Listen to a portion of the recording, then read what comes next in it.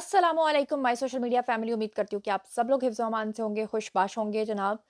आज मैंने आपको जो रिपोर्ट करना है, ज़रा आँखें खोल के, कान खोल के ज़रा सुनिएगा।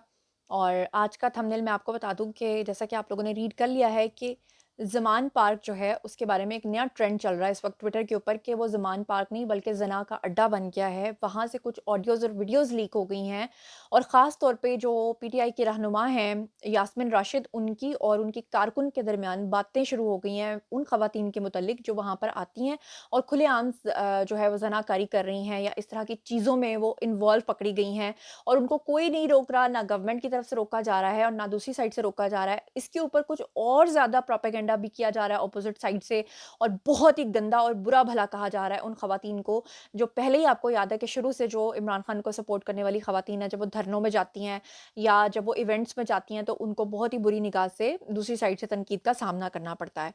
तो इसके बारे में आज आपको मैं बताऊँगी, लेकिन उससे पहले मैं अपना एहतजाज ज़रूर रिकॉर्ड करवाना चाहती हूँ क्योंकि बहुत सारे लोग जो हैं वो मुझे ये कह रहे थे, मैं 2 दिन से वीडियोज़ नहीं बना रही थी। पीटीआई का एक कारकुन जिसको ब्रुटैलिटी के साथ तशद्दुद करके मारा गया है और जिस तरह से उसकी अस्पताल सरकारी अस्पताल के अंदर उसकी लाश को भेजा गया और फिर जिस तरह से कहा गया कि अस्पताल वालों की तरफ से कि जनाब जब वो उसकी लाश हमारे पास आई तो तब तक तो वो मर चुका था।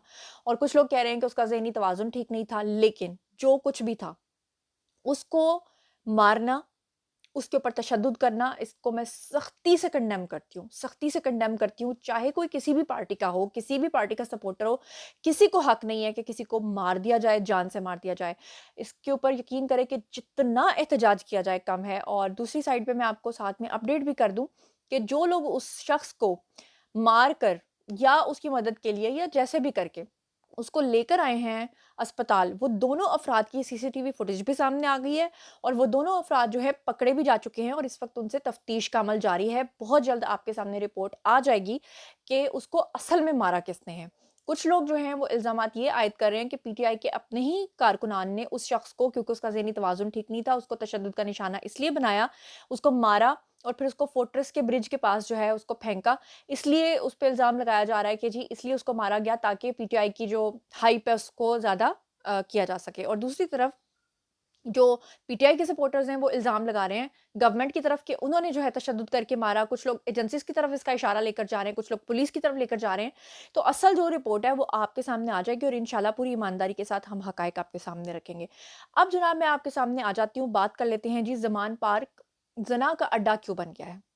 मामला कुछ यूँ है कि आपको पता है कि जब से इमरान खान की गिरफ्तारी की बातें सामने आ रही हैं, तब से आपने देखा है कि पुलिस ने आजकल जो सख्ती करना शुरू किया, उससे कुछ अरसा पहले तक जो है, कुछ हफ्तों पहले तक आपने देखा कि रोज़ाना शाम के वक्त खवातीन जो हैं वो वहाँ पर इकट्ठे होना शुरू हो जाती हैं और लेट नाइट तक खवातीन जो हैं वो वहाँ पर रहती हैं।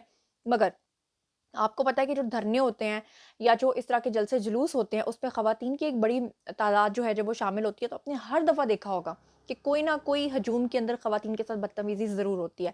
मीनार पाकिस्तान वाला वाक़या आपके सामने है, क्योंकि वो वाक़या क्यों पेश आया था? सिर्फ़ इसलिए कि वहाँ पे हजूम था।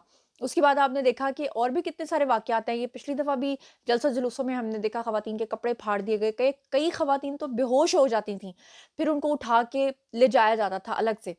तो अब जनाब ये ट्विटर के ऊपर जो है टॉप ट्रेंड चल रहा है कि इसको ज़मान पार्क ना कहा जाए बल्कि इसको ज़ना पार्क कहा जाए, क्योंकि वहाँ पे जो शाम के टाइम ख़वातीन जाती हैं, काफ़ी अरसे से ये जो है ना अ, बातें हो रही थी कि ख़वातीन जाती हैं और वो असल में वहाँ पे अल्लाह माफ़ करे, कहा जाता है कि जी बदकारी करने के लिए जाती हैं। वो इमरान खान की मोहब्बत में नहीं जाती बल्कि वो पूरी-पूरी रात वहाँ रहती हैं। वहाँ जो कैंप्स लगे हुए हैं वहाँ पे वो गलत कारी करते हुए कई मर्तबा पकड़ी गई हैं और बहुत ही गंदी गलीज़ किस्म की बातें कि कई ख़वातीन जो हैं हामला हो गईं, ये हो गया, वो हो गया।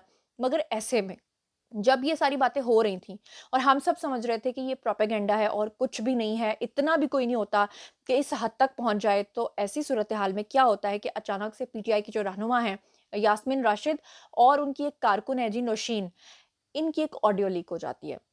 उस ऑडियो के आने के बाद तो हर तरफ एक हलचल मच जाती है, आग लग जाती है और ये मोहर सब्त हो जाती है कि वाक़ई वहाँ पर इस तरह के काम जो हैं वो हो रहे हैं। मैं आपको ज़रा मिनो-अन जिस तरह से लिखा हुआ है, उसी तरह से एग्ज़ैक्टली जो है वो पढ़ के सुनाना चाहती हूँ। अच्छा जी, ये मैंने ओपन कर लिया है और मैं अब आपको पढ़ के सुनाती हूँ। तहरीक-ए-इंसाफ से ताल्लुक़ है जी, उनकी रहनुमा हैं और सूबाई वज़ीर हैं, वज़ीर सेहत हैं जी, डॉक्टर यास्मीन राशिद रह चुकी हैं। اور ان کے ساتھ خاتون جو کارکن ہے ان کا نام ہے جی نوشین. جس وقت ان کی آڈیو لیک ہوئی، اس میں جو باتیں ہو رہی ہیں وہ میں آپ کو ورڈ ٹو ورڈ جو ہے وہ پڑھ کے سناتی ہوں. آڈیو لیک میں آپ لوگ سن سکتے ہیں کہ اس وقت ٹویٹر کے اوپر ہر جگہ پہ اویلیبل ہے، آپ کہیں پہ بھی جا کے سن سکتے ہیں کہ یاسمین راشد سے پی ٹی آئی کارکن نوشین کہتی ہیں کہ آپ سے ڈسکشن کرنی تھی، کال پہ کہتی ہیں. اس کے بعد وہ کہتی ہیں کہ خواتین کو رات گئے تک نہیں رکنا چاہیے، یعنی زمان پارک.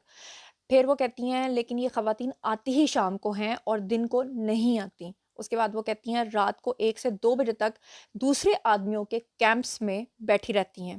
پھر اس کے بعد وہ جو نشین صاحبہ ہیں وہ کہتی ہیں کہ میں نے آج اس بات کی حوصلہ شکنی کی تو میرے ہی خلاف انہوں نے محاذ بنا دیا. یعنی وہ جو خواتین وہاں پہ آدمیوں کے کیمپس میں چلی جاتی ہیں، رات کے 2 بجے تک ان آدمیوں کے کیمپس میں گزارتی ہیں، تو وہ یاسمین راشد صاحبہ کو بتا رہی ہیں کہ جب میں نے ان کی حوصلہ شکنی کی یا ان کو ڈانٹا یا ان کو منع کیا تو انہوں نے میرے ہی خلاف جو ہے وہ محاذ کھڑا کر دیا.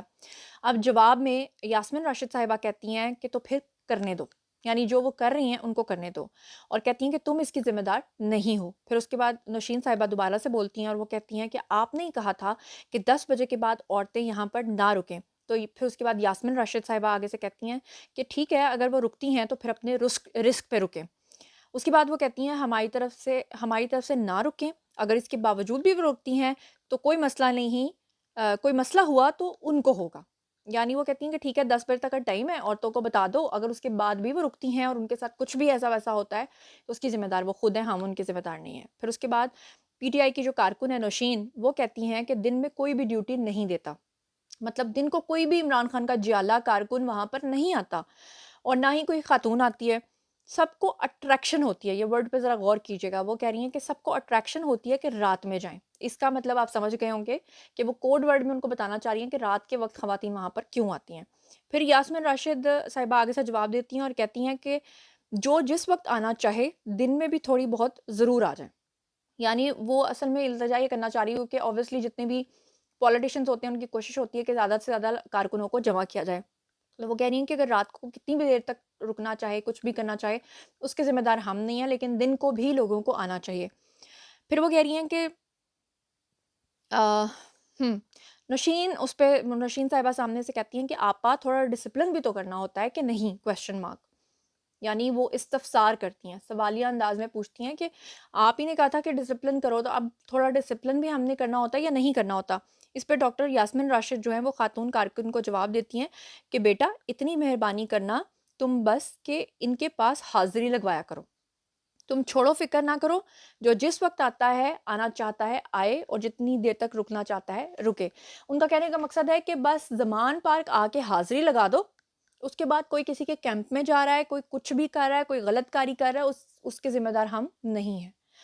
تو اس کال کے لیک ہونے کے بعد تو ہر جگہ بھونچال آ گیا ہے، ہر جگہ پر اور زیادہ غلاظت بکھیری جا رہی ہے.